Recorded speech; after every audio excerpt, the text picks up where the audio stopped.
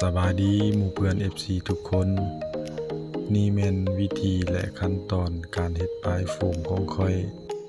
ที่เฮ็ดให้ลูกค้าในระยะผ่านมาแบบปลายนี้แม่นแบบปลายซ่องสันเนาะซึ่งขั้นตอนนี้แม่นขั้นตอนปาด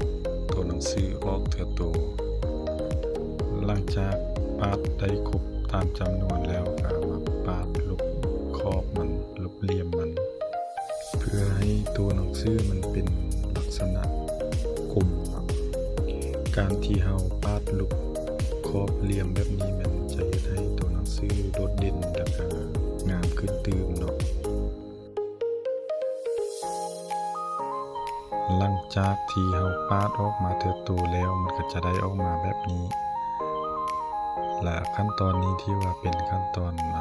ของ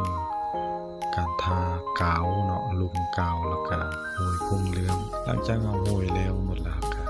ปะให้มันแห้งตัวนี้นี่เป็นหนังสือที่ว่าเราทากาวแล้วแต่บัดนั้นขั้นตอนนี้เลยมันขั้นตอนที่เราจะมาติดเนาะติดตัวหนังสือเทื่อโต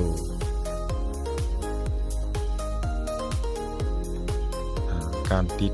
ตัวหนังสือนี้ก็ได้ใส่กาวออนตัวนี้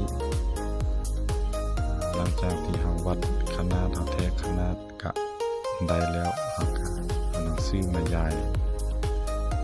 เรียงไปตามสื่อของเจ้าของงานนั้น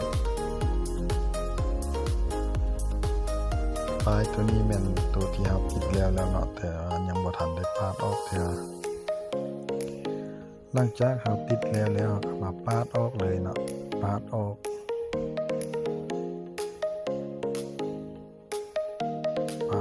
จุ่มขอบข้าว